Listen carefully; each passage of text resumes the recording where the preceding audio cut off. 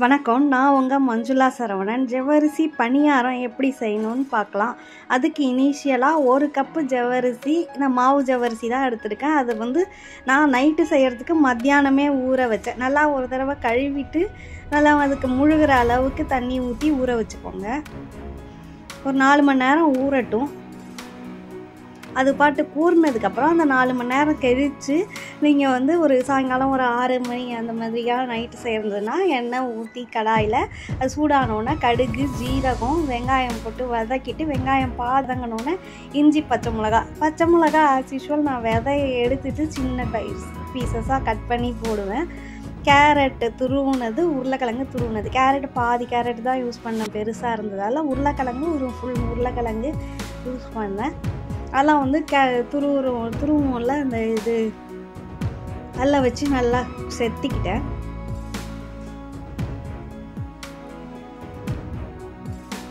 இது எல்லாமே சேர்த்து நல்லா வதக்கணும்.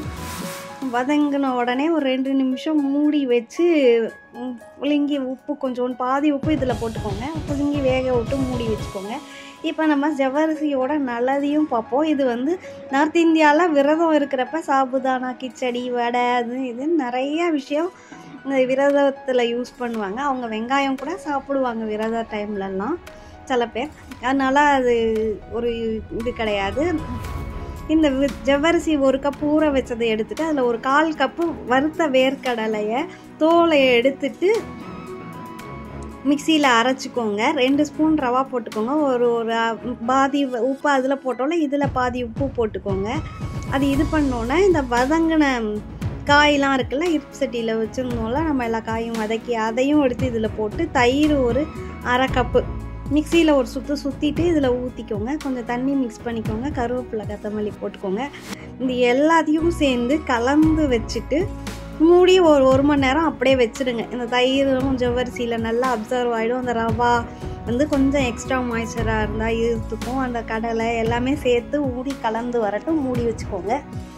ஜவ்வரிசியில் கார்போஹைட்ரேட்ஸ் நிறையா இருக்குது, அதனால் ரொம்ப இதுவாக இருக்கும். அது ஊறினதுக்கப்புறம் ஃபஸ்ட்டு செஞ்சப்போ எனக்கு சரியாக வரல, கொஞ்சம் இதுவாக வந்தது. அதனால் நான் என்ன பண்ணேன், இந்த மீதி செகண்ட் ஈடுக்கு போடுறதுக்கு முன்னாடி ஒரு 1/4 கப்பு என்கிட்ட வெள்ளை சோள மாவு இருந்தது. அதை போட்டு நல்லா அந்த மாவோட கலந்துட்டு அதுக்கப்புறம் எண்ணெய் ஊற்றி சூடானோன்னு போட்டேன்.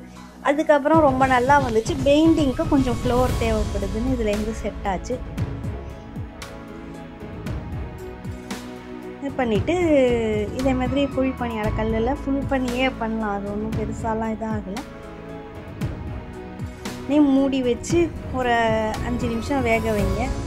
வெந்ததுக்கப்புறம் இது பண்ணி எல்லா சைட்லேயும் லைட்டாக எடுத்து விட்டுட்டு அப்புறமா பெரட்டினீங்கன்னா ஈஸியாக பெரட்ட வரும். சைடில் ஒட்டி இருக்கிறதெல்லாம் எடுத்து விட்டு எல்லாத்தையும் இதே மாதிரி எடுத்துக்கலாம்.